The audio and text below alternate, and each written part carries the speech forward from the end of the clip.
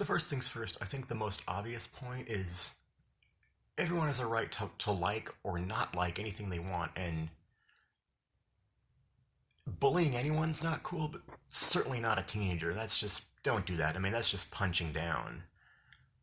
Second of all, she wasn't saying anything negative or derogatory about the fans or the music. She simply was saying she hadn't heard of them, which, look, I love them. I love 80s metal. I love classic rock. I'm a big fan of that, both Roth and Hagar. But I also know it's a niche thing. It's not everyone's thing. And it's not even that she doesn't like rock. Like, just recently, she seems, look, I don't know a lot about her. She seems like a cool person, though. But, and even just recently, uh, she had an interview with Billie Joe Armstrong, Green Day, one of the coolest guys in the world. Certainly a dude that I loved when I was a kid and teenager. I mean, and they talked about influences and music and all that. So if she likes punk rock, it's not a huge leap from that to Van Halen. Um, but look, like I said, as much as I personally like them, and they really were the first hair band, the first, 80s metal band. They certainly laid the groundwork for that genre. Um, I think they're more of a guitarist band. They're because of Eddie's influence. He's one of the most influential guitar players. But I think they're more of a musician's band than they are like a hit singles kind of band. I mean, it's kind of interesting when you compare um, like Bon Jovi and Def Leppard, Guns N' Roses and Poison. They all have like certain iconic songs that are still get a lot of airplay, and they're still very well known to you know even Gen Z, people her age. Um, Van Halen really never quite had that same crossover. I would say Jump was the closest, and it's a very poppy song. It's actually, I would say, it's more synth pop than it is hard rock or metal. But because it's from a hard rock band, it doesn't have the same, multi appeal, I guess you could say, as like Living on a Prayer or Sweet Child of Mine does.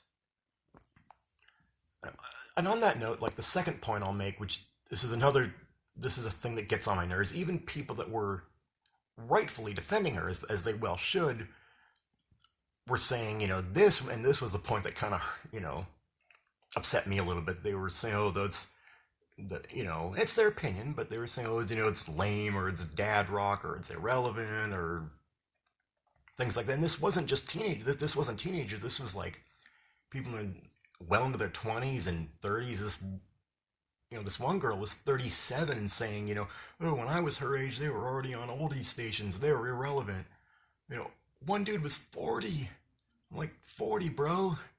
You're a Gen Xer. And that guy was saying, oh, he referring to the David Lee Roth era, because that's another thing. Like a lot of the purists, a lot of the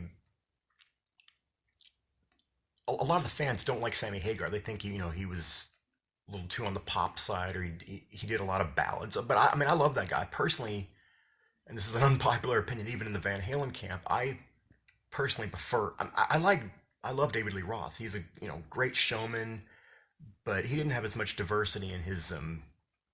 He was more straight up hard rock or blues, where Sammy Hagar did a lot of more poppy songs, or more.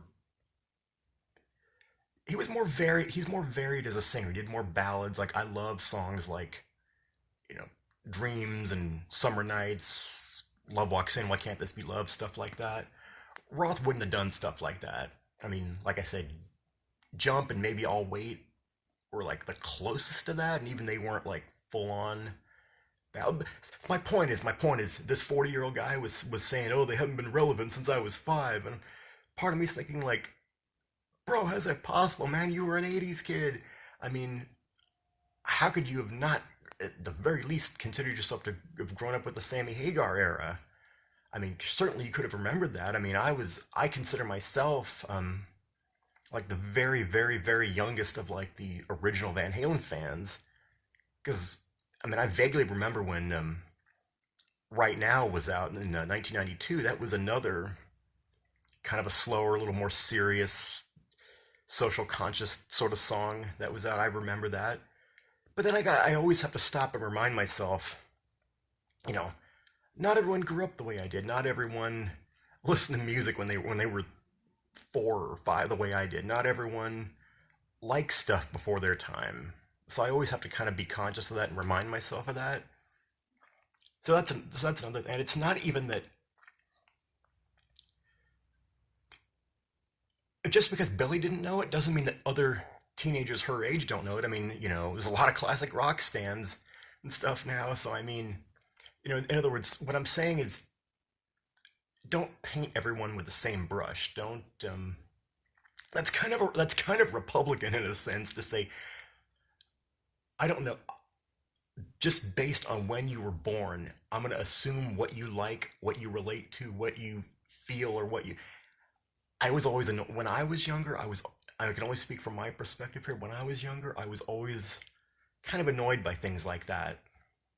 I I always went out of my way to show people that were older than me, like, hey, I'm down with your guys' stuff. I appreciate what you grew up. I was always afraid that someone would think, oh, he's just some, you know, punk ass snotty kid. He's not going to appreciate what I. So I always like made the extra effort. I would have felt horrible if anybody thought that way of me. I'm not saying that everyone thinks the way I did. Obviously they don't, but that was my opinion. So I guess since I was like that, I feel almost compelled to defend like the next generation of like, you know, born in the wrong generation types. So don't, like I said, don't paint everyone with the same brush. Don't say that just because Billie didn't know it, that other people her age don't know it. Don't think that you necessarily had to have been a teenager in David Lee Roth's era to like them or to know who they are. Um,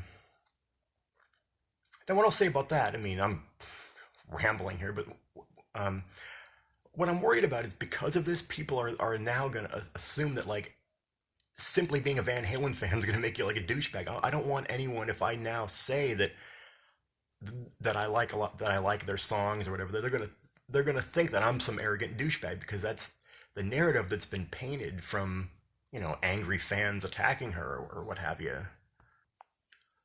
So on the same token, don't paint all us fans as being like that. Yeah.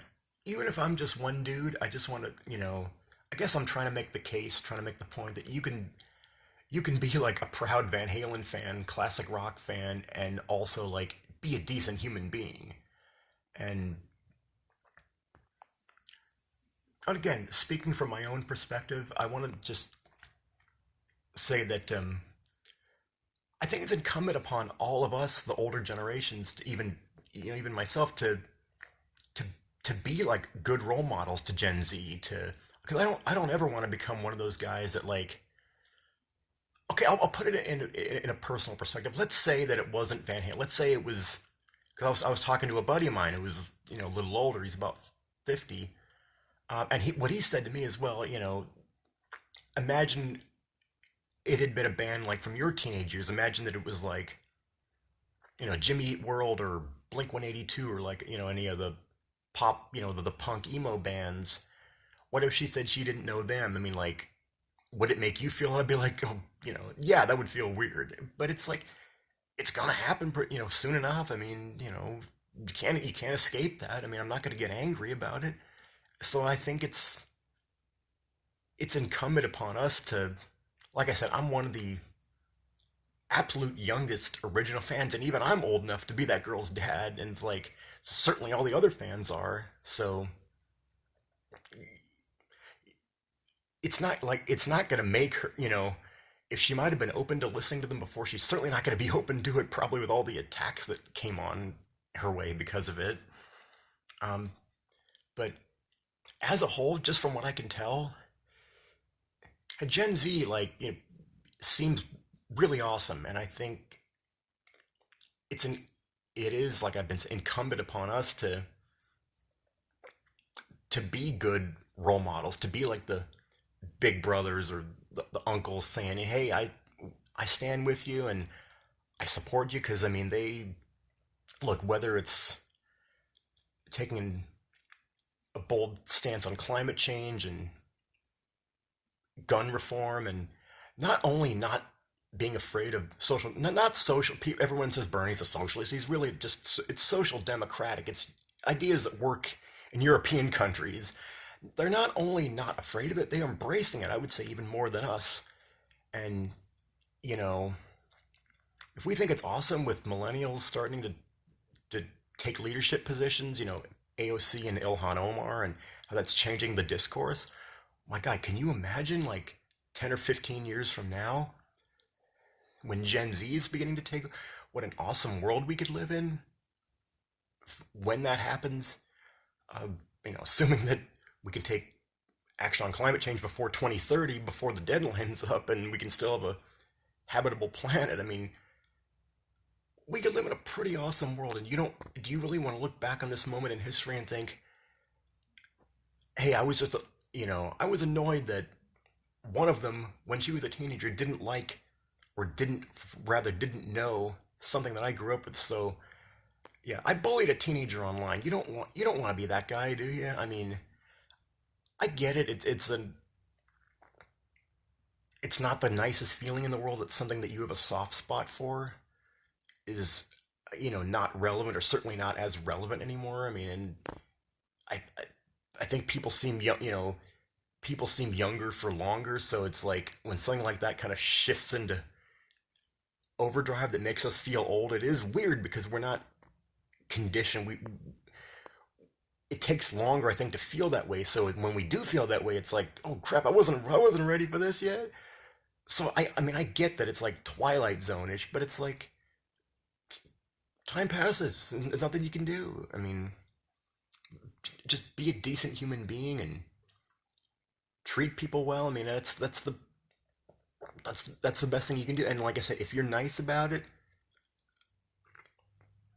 if the issue is, like I said, if the issue is being upset that she hadn't heard of them before, well, if you said, hey, maybe it's not your thing, but hey, what type of you know, play Jumper or something like that, and say, are you into, like, if you're into like kind of a pop rock sound, you like Jump or something like that. I mean, that would be a way to get her into it, not to bully her to come across this way, because you probably turned her off to it for life, unfortunately. I mean,